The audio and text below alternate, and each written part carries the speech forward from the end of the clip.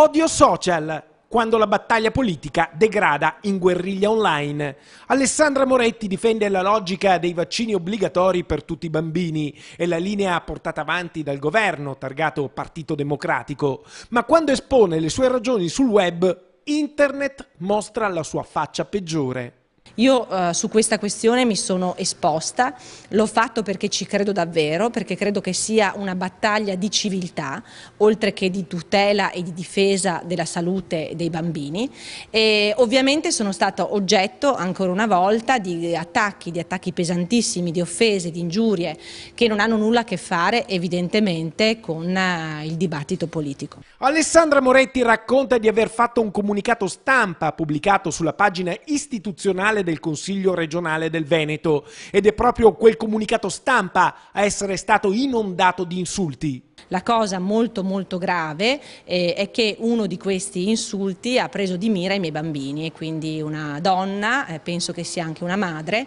ha augurato la morte dei miei figli. Allora, siccome io penso che i bambini non debbano mai essere toccati e non devono mai entrare, voglio dire, in questo gioco al massacro, arrivare a questo significa essere veramente dei barbari. Io procederò domani a presentare denuncia querela e risarcimento danni anche nei confronti di chi gestisce quella pagina regionale, perché per troppo tempo ha lasciato quei commenti osceni su una pagina istituzionale a cui avevano accesso tutti.